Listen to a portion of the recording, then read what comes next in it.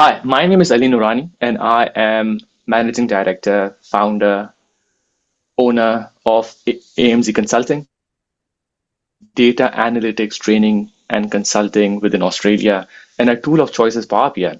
So within this episode, I will just share a little bit about my journey, how I started the business, and where is it now, a little more context into this space of BI and how in your business can you take advantage of data to make better decisions. Thank you.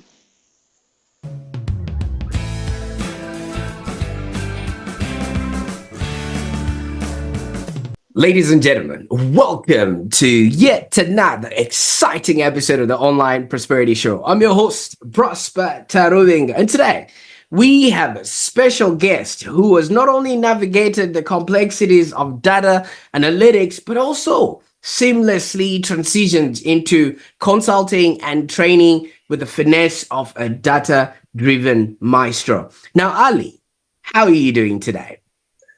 I'm very well, Prosper. Thank you so much for inviting. Absolutely. Well, the pleasure is all mine. I think we're going to be learning a whole lot from you because you've had a journey from Australia's vibrant job market to actually becoming a guru in what's called Power BI and Power Apps. And it's quite an inspiring journey that a lot of us are going to be learning. And I actually just came across, the terminology of BI. I was still getting used to AI, but there's another BI. Maybe we're going to be going to a CI or a DI. Does it just keep going with the alphabet or things like that? But for those that are meeting Ali for the very first time, I want you to know that Ali's story is a testament of embracing change and turning it into opportunity, with a knack of really simplifying complex data and a passion of helping businesses harness the power of analytics. He's actually built a reputation for delivering tailored solutions that drive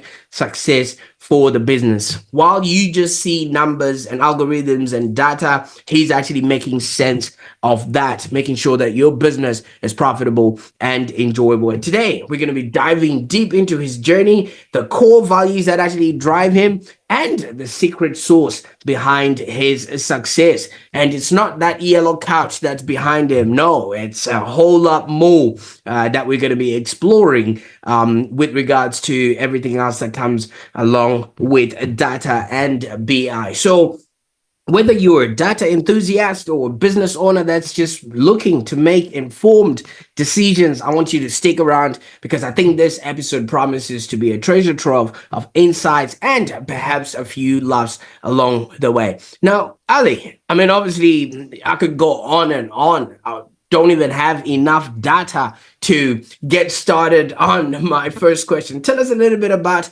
yourself and what it is that you actually do. Sure. Thank you so much for such a wonderful introduction, Prosper. So BI basically stands for business intelligence. So it has been around for a while, quite a lot of time. A lot of people, if I have to just put that in simpler words that people can relate to, it is analyzing the data. Why do we analyze the data? So we can get the insights from the business. And what is the reason to getting the insights? So we can make better decisions. Whenever you are running a business, what makes or break a business is actually good decisions.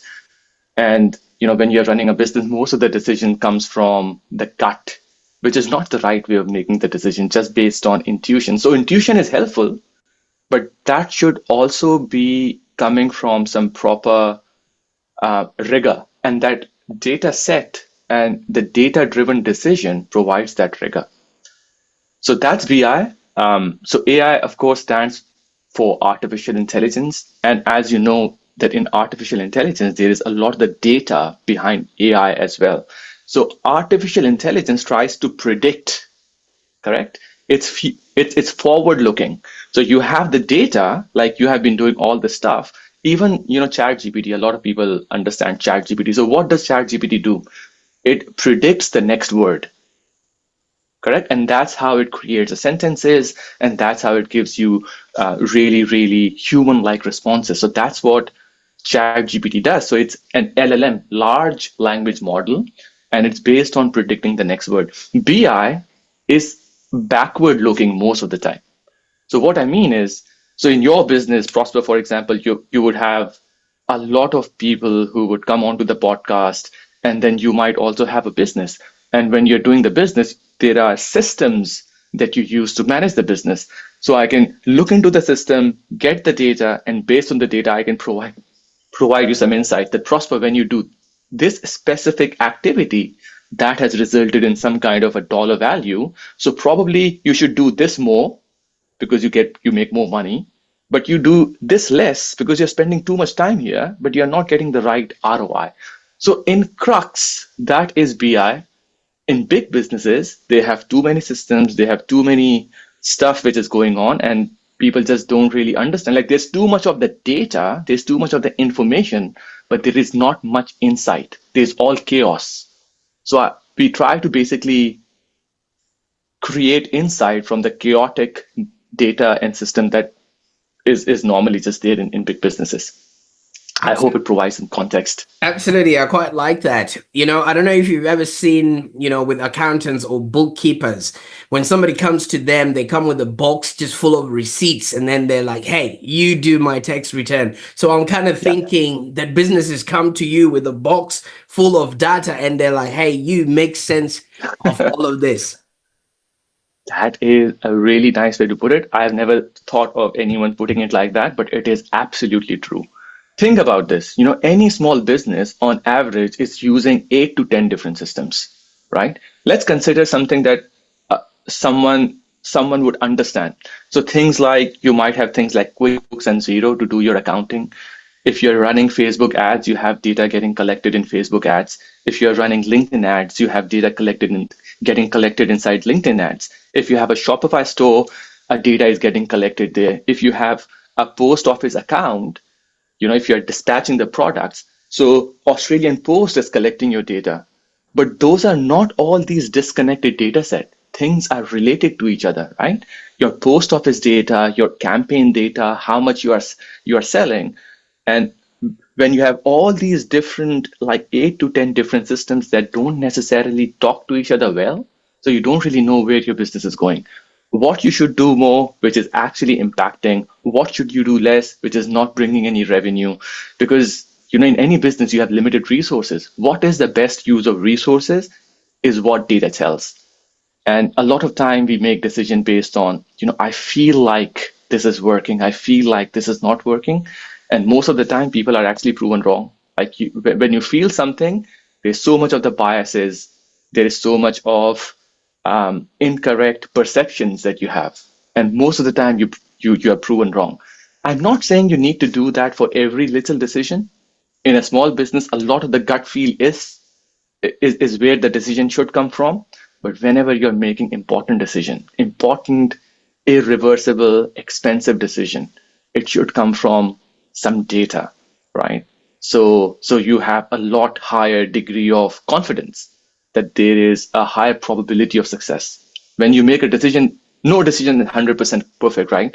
But you should have, okay, just based on my gut, I'm 20%, it's 20% probable that this would be a good decision. But when you base it on the data, you increase that confidence to, let's say, 80%. I quite like that, because so many businesses just spray and pray and hope for the best, you know what I mean, without the actual logical data of what it actually works. So I'll give you a specific example. Because we are a digital agency, right? We had a client who came to us and said, hey, can you help us generate leads? And we normally want to generate the leads of the business kind, so they can help people with their GST and their BAS and, all that tax planning and things of that nature. And so it was a tax accountant, basically. Right. So when we went into their, email marketing and their database, we noticed that 95% of the people that were actually doing tax returns and were actually talking to were teachers and, civil servants who were telling each other at work, oh, I've got my accountant. So you can only imagine they wanted a certain type of client, whereas their business is actually speaking to a whole different type of person, Yeah. and that creates a mismatch. So it's not necessarily in a big business concept, but you can imagine Yeah, yeah, the yeah. money they would have wasted on ad spend and just marketing, reaching out to an audience that doesn't even care about what they're saying. That is so true. And Prosper, just based on what you have just said now, I can tell that even if you do not know it, your mind does understand data. Like, your decisions are based out of the data. It might not have rigor and the sophistication of the big businesses, but whatever you have just said, like your decision was based on the data. Would you agree? It might not be very formal, but it was a data-based decision. In big businesses, this complexity becomes 100 times more, right? And people do not have this kind of a data-driven thinking like you have, right? They are not thinking in terms of the data. A lot of people don't even understand too much of the maths, to be honest, in big businesses. So what we do is, and executives, they don't have time to do all this. So what we say is, okay, you're making some important decisions, like $1 million decisions. We are going to create a report and a dashboard. So you do not have to look for all these answers and it takes you like a month. You have a quick visual representation of the business and it shows you all the important things which are happening within the business. So your decisions are just not based out of experience and gut. You make a decision, you validate based on the data. And exactly what you said is happening all the time. Unfortunately, small businesses do not have the resources, right? If a small business does not have a mindset that is data driven, most of the time they do not have the resources to create and implement these systems. So that's why it's a lot of education for the small businesses. So they start to understand like data is important. They do a bit of a learning because a lot of the stuff they will have to do by themselves hands on because they cannot hire a professional and spend like thousands of dollars to implement these kind of systems. So in small businesses, a lot of education, a lot of awareness that, understand the data because that's where you start to make a lot of money. But for big businesses, we do a lot of implementation. So small businesses, training helps. Big businesses, implementation helps. Absolutely. But how did you Yeah. get involved in all of this, Ali? Right, that's a great question because, as they say, my passion found me and I did not find them. I am an engineer. I was a mechanical engineer. I was doing very traditional mechanical engineer roles. I was on the machine, like big engines, heavy machineries, doing troubleshooting, fixing the problem. Like I was under the sun, on the ground all the time. I was not even sitting on the computer. So that's how I started my career, mechanical engineer, and then very traditional mechanical engineer roles. So I did that for a couple of years, and then I got promoted to planning and maintenance, like more of a planning role. And when I went inside the planning role, I was sitting more on the computer. I was playing more with the data. And that's when I realized I enjoy this a lot more. This comes to me a lot more naturally and a lot more quickly than an average person. This is what I have been using as a yardstick to make the decision. What do I do that I can actually do it better than the average person, but I spend less time than the average person? I use that as the yardstick to kind of understand my inherent talent. I would say, every person has some few things that they are naturally good at. Where do I spend more time than the average? Where do I spend less time than the average, but I get more result? So I think when I started to work with data, I started off with Excel. A lot of people would know Microsoft Excel. Most of the businesses would use Microsoft Excel in some shape or form, but I became really, really good at it. And most of the time, I will have multiple people from other departments reach out to me. Okay, I have this problem in Excel. I have this, I can't fix it. Can you help me out? And that's when I realized, this is something that has never happened to me when I was working on the machines, right? I was average at best. But here, I'm putting a little bit more effort and I can actually see so much of the result. So I say, there is something there. I started to enjoy it a lot. I started to perform, actually started to do data analysis in Excel. And I said, this is really something that I love. So that was my first instance when I said, something is there. Then I moved to Australia. So this is where I was back in Pakistan, by the way. I did all my normal traditional mechanical engineer work in Pakistan. So I moved to Australia around 7.5 years ago. And then as an immigrant, it was really, really hard to find a job. As you can imagine, I did not have any local experience. I did not have any local qualification. So my first job was I was working in a restaurant as a waiter. Basically, that's what my job. So I was very highly qualified. I was doing really like high paid job back in Pakistan in my home country. And then I came here and I just went from here just down right at the bottom. So I was doing this job as a waiter, and one of my friend came back, one of my university colleague asked me that he is working with a startup and they teach people how to use Excel. And he said, I have heard that you are very, very good with Excel. Do you want to replace me and do some teaching in Excel? And at that point, I had no experience of teaching as such. I was good with Excel, but in Australia, I was not even understanding the accent. My communication was like really, really below average. But I had no option. I was working as a waiter and I had this opportunity. I had to say yes. I did not like it. I did not know what to expect, but there was no option. But when I started to teach, I realized that even with my bad communication, even with my bad accent, people found a lot of value. And that was a surprising thing for me. Okay, I thought I was like pretty bad, but they say I'm good. Like, what is really going on? They say, my concepts, my understanding of the technical knowledge is really deep. The way how I would explain things would show them a lot of passion. And what I've realized is communication and your accent matters less. Your passion and your like genuine, authentic willingness to help matters a lot more. And that was there. So I found my second love after my data love. It was the love to teach basically. So both of these things kind of found me at different point in my life. So I was working with a company. I started doing Excel training for a very, very long time. That's when Power BI was launched. And then I thought, this is a game changer in the market. And I started to produce courseware around Power BI. So I've written 5 courseware in Power BI up till now. So everything has been done in-house because there was no content as such available in form of the courseware back then. So we created the courseware. I was delivering I was delivering the courseware, and between this time I also decided to kind of switch from a job to my business. And so all of these things kind of happened within this period when I moved to Australia within first 2-3 years, and now this business has been going on for last 5 years, I would say, and it has been going really, really well. Most of the success came from the fact that businesses have started to realize the importance of using data. Businesses have started to understand the importance of Power BI. So think of Power BI as Excel on steroids.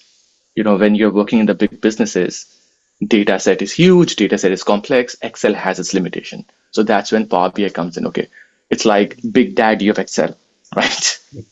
So when Excel fails, Power BI starts to shine with big businesses.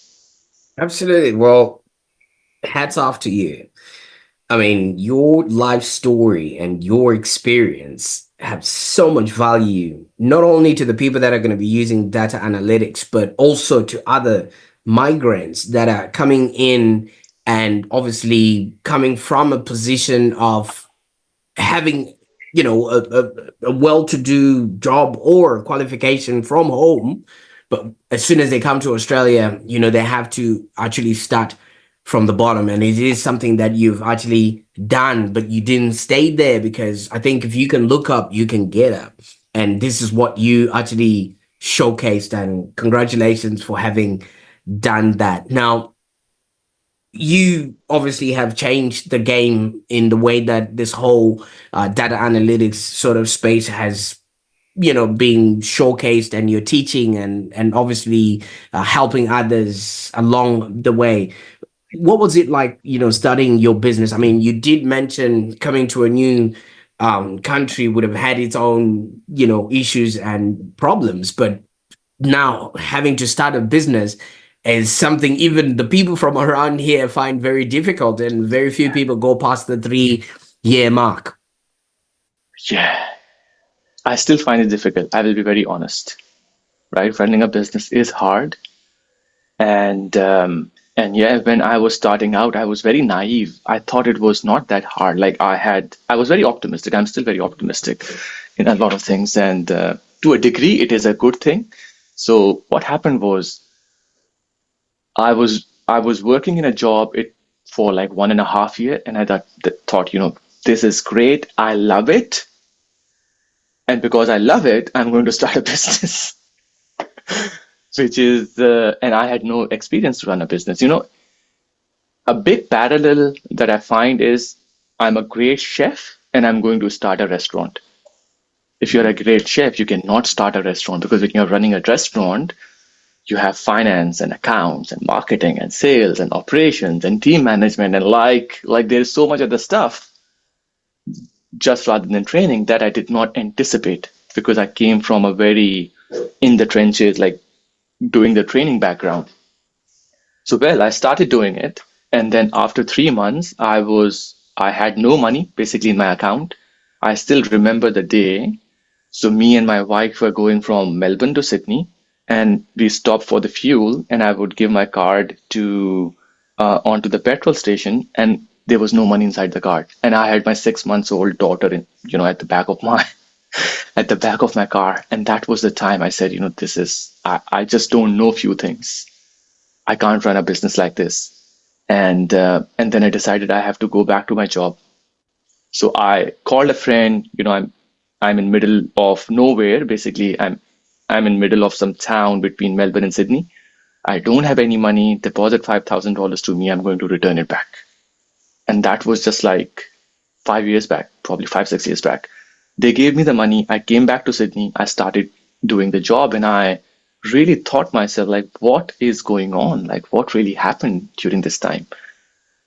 And so that was my first shock, right? That was my first like big failure. I went back to job, and few things that I realized was when you go from your job to your business, I had no accountability, right? I had no one telling me what to do. So I had to decide for myself, and that made me lazy. Like, I had no external accountability that you have in the job. So all the accountability had to come from me, myself. And I think I was not ready for that. So there was no structure. I was waking up at like 12 o'clock, and then I was just lazy, procrastinating things, overthinking, making things complex. So I went back to job, and then I said, I'm not going to leave the job now. I'm going to actually build a business in parallel with the job, because when you do that, you have money coming in and your decisions are better. Because when you are losing money every month, your decisions are based out of stress. Your decisions are based out of emotion, and which is normally not a good decision. So that's what happened. So I said, I'm going to go back to job. I'm going to start this business in parallel with the job. And once I have enough money coming in so I can pay my bills, then I'm going to leave the job. So that's what I did. I also did one more thing, which is I had an external accountability. I found myself that I know how to fulfill, I know how to do the teaching, but I don't know how to sell. I don't know how to market. I don't know a lot of stuff which is important in the business. So I found a partner, and I said, okay, you are really, really good with business, sales, and marketing. I'm really good with fulfillment, and people really like what I do in terms of delivery. Should we partner? And that's where the real magic happened. So this person said, okay, I will take care of sales and marketing. And I said, okay, I will take care of the fulfillment. And we just agreed on a 50-50% revenue share. And that started to explode. We created some goals for 4 years. And in 2 years, we have been able to just like 4 year stretch goals, we have been able to fulfill in 2 years. So that's what actually happened, because I found the right partner. I and that partner gave me some accountability structure, because now I'm not accountable to myself, I'm accountable to someone else. And whenever I'm accountable to someone else, I know in my gut that I will make it happen, because I've given my word, I've given my promise, and I really, really keep that on a higher pedestal, because when I give my word, I have to fulfill it. And that worked out, that partnership. So he was filling up the gaps that I don't know. That worked out really well. Money was coming from the business. So it was a lot more pragmatic, strategic choices that I was making. Money coming in, I had a partner filling up the gaps, and then I had an external accountability. That kicked me off, right? That was the combination that worked really well. Absolutely. I think they say if you want to go far, you go alone. But if you want to go further, you go together. And I can viscerally relate, especially the part where you're driving to Sydney from Melbourne and you're stuck right in the middle of nowhere where the person who's looking at you is just looking at you weird. First of all, you're not from around that area. You're not even Yeah, from Australia. So they just think, so what do you want me to do? You know what I mean? It's a horrible feeling in it's a and of horrible situation. itself, but and it's quite stressful because 6 months old, your kid is probably crying in the background, your wife is looking at you weird. Now, how do you manage stress in tough times, especially this also happens in your work, you know what I mean, like in the data world where things are changing, or you have to fix something immediately, because you're dealing with business intelligence and people have to make multi-million dollar decisions based on a code on Excel or a formula working on Excel or in BI. Yeah, that is so true. The bigger you get, the bigger the problem gets.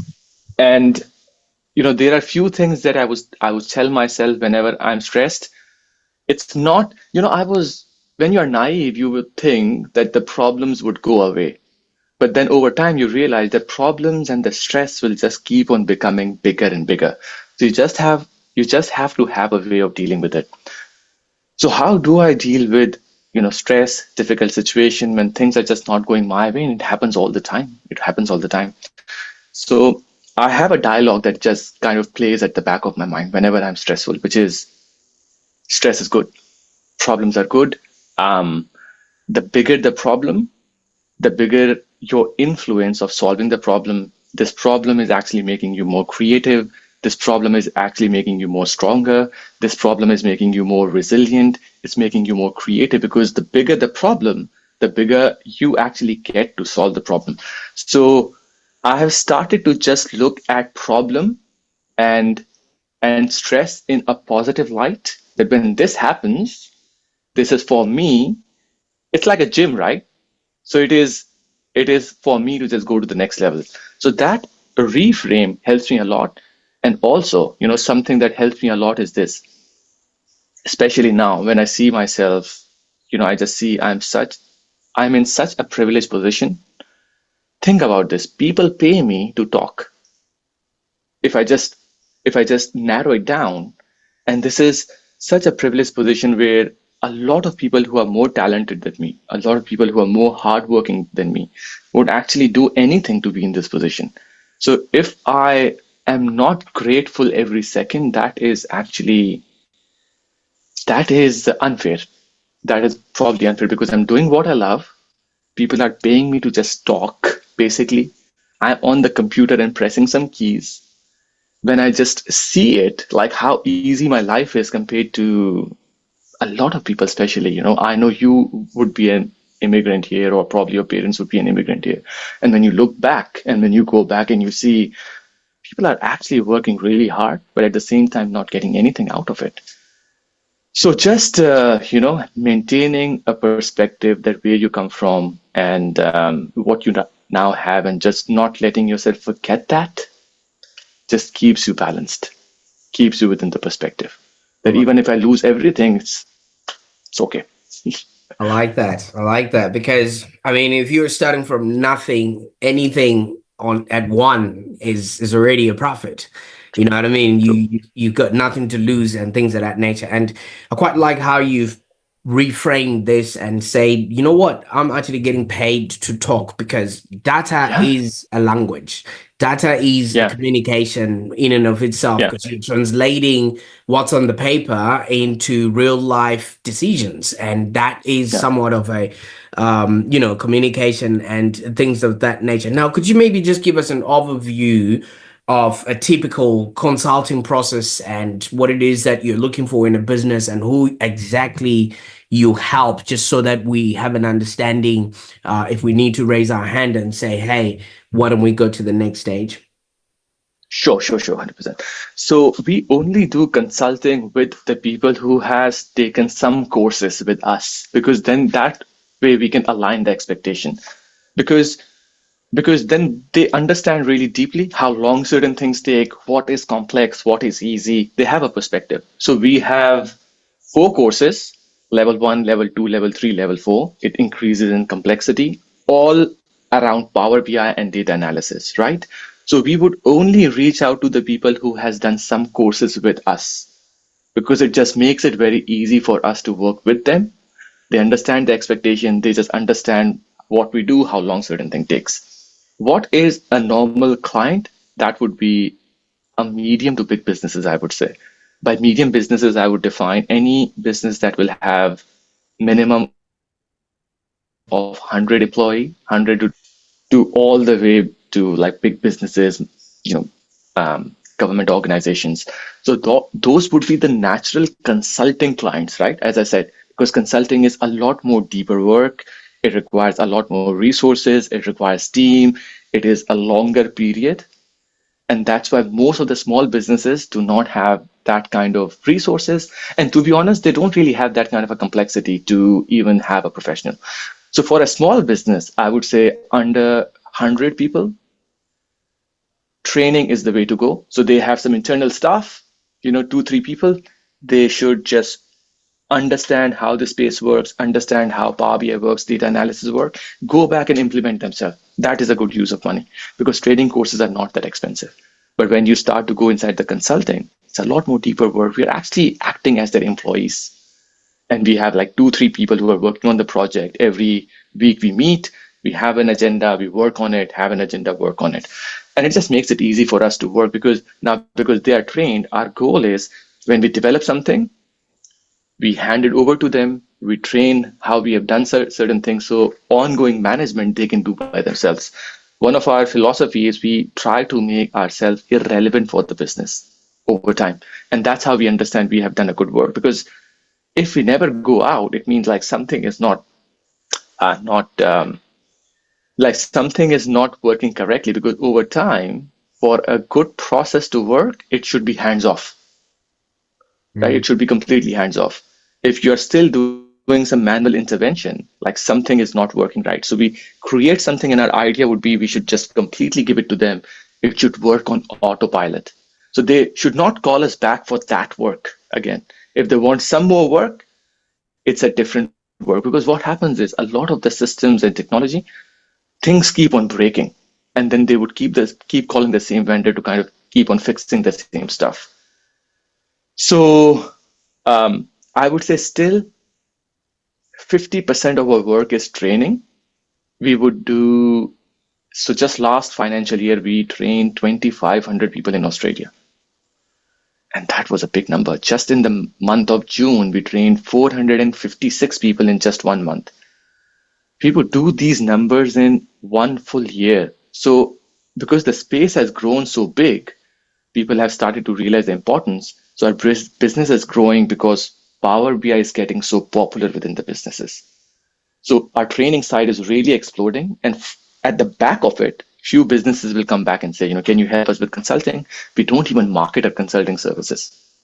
That's the reason, because it is a lot more involved, right? You have to understand the business, you have to understand the processes, and then you can implement some stuff for them. So that's how it works. Training, at the back of it, we do consulting for the clients who would come for the training. Absolutely. And what would be the best way that people can get started on jumping onto this training? Would they go? Where would they go? So we have a website. Everything is very detailed over there. And it's basically Power BI training.com. .com.au. So because I was the early adopter of Power BI, I was able to take such a nice URL for myself, powerbitraining.com.au. So we have all the courses there. The outline is there. When are we running the next course is there. We have the testimonials there. So as much information as that they can actually need is over there. Idea is they don't need to give me a call back to know anything. Most of the information is there and they make an informed choice. And that's how we have been able to scale.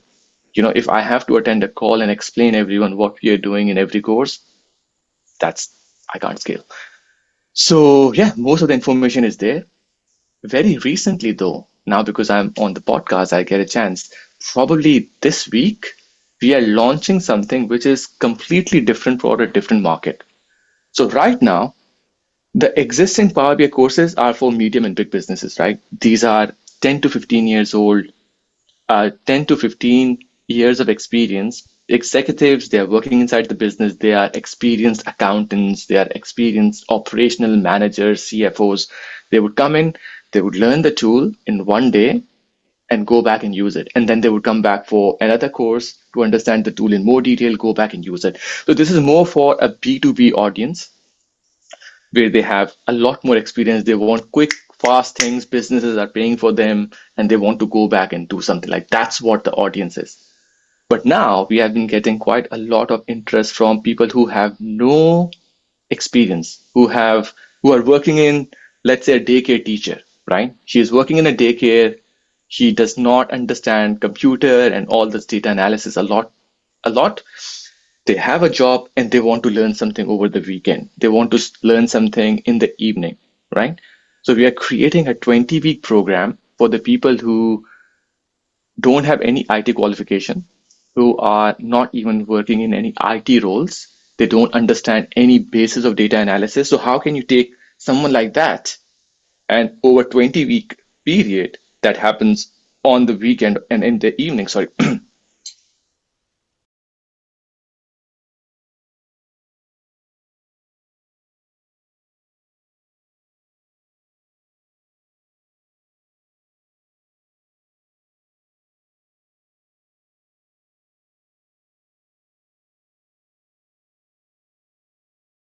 their first data job, right? That's really the goal, to actually find someone who comes from a non-IT background and take them and get them a data job.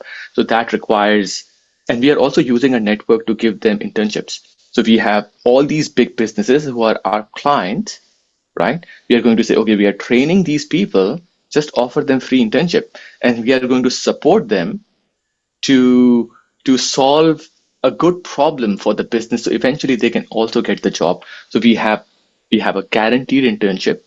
We have portfolio building. We will help them with LinkedIn resume and LinkedIn profile, and putting their portfolio in the right place, and then also help them with interview and also give them the technical knowledge. So it's a very different program for a different market, where someone who has no IT skills, no IT qualification, and how can they get an entry level data job? Absolutely. I'll definitely put all those links in the show notes so that people can actually get started on their journey into obviously data navigation.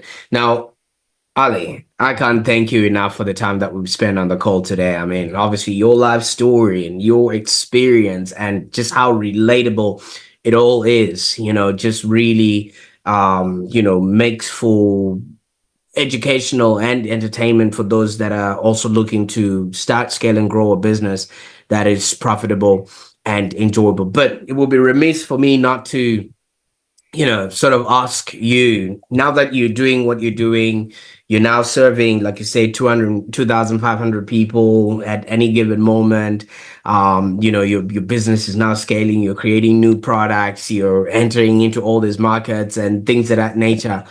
What would you say to the driver of this car who was driving from Melbourne to Sydney, who went and tapped on the machine there and there was no money in his account? Let's say you were the shopkeeper that was at that particular time. What sort of words would you give to this man?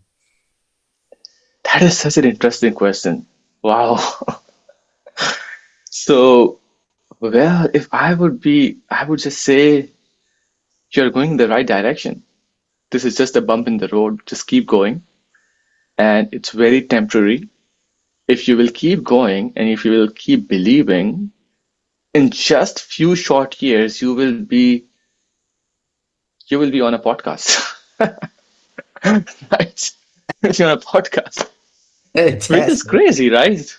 Yeah, you know what I just learned from that, Ali. You know, whatever you're going through in life, pay attention. Even if like you're swimming or whatever, if you close your eyes, you actually drown. But if you open your eyes and you know where you are, you adjust yourself, and you can actually start breathing and you calm down. You literally be able to tread water, and maybe the current will actually then take you to shore. So basically, whatever you're going through right now, if you're watching this right now, just pay attention and be on the lookout for whatever it is, because like Ali says, one day you'll have a good story to tell on the Online Prosperity Show. So thank you so much.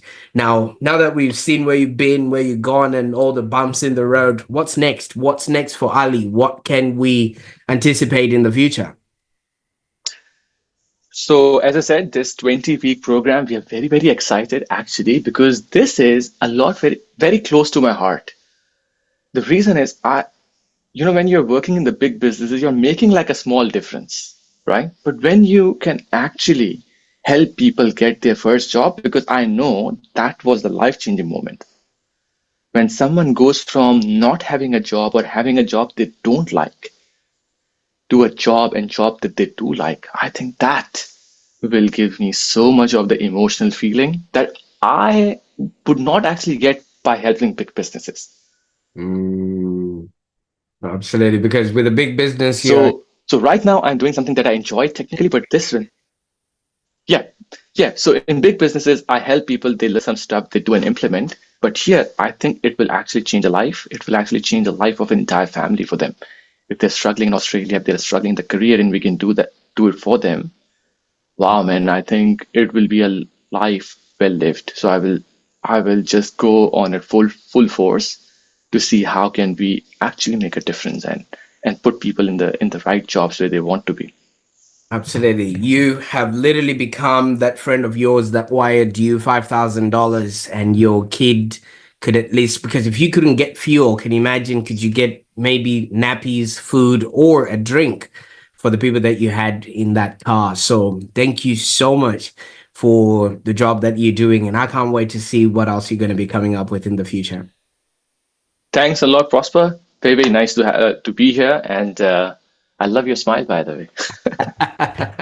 Absolutely. You've earned it. Now, Ali, thank you so much. I mean, sharing your journey, not a lot of people will be very open, and all this, this vulnerability is basically what actually helps people connect. You know, so many people would only want us to look at their finished product or their success story, but you've literally taken us to where it all began, and it actually Yeah. paved a path which people can literally follow from where it actually started, and can actually see how they too can be doing, have a business that's profitable and enjoyable. Because let me tell you something, man, representation matters. So if somebody's watching this right now and he's thinking, oh, I don't think I'll ever be able to do that. Hey, there was a man at some point who had no money to feed his daughter or his kid. Yeah. So no matter what you're going through right now, you're probably watching this with a nice drink in your hand, and you're having aircon, and you're actually watching it from a phone. The man who's just relayed this story had none of that. So thank you so much for your lived experience, Ali, and for paving a way and showcasing to others that they too can do it. And I viscerally believe in life. We're here to live, to learn, and to contribute. All right. So for us to live the best life, we need to learn how to do that. And once we've gotten up there, we send the elevator down to help others, also experience the Yeah. heights of where we That are. was beautiful.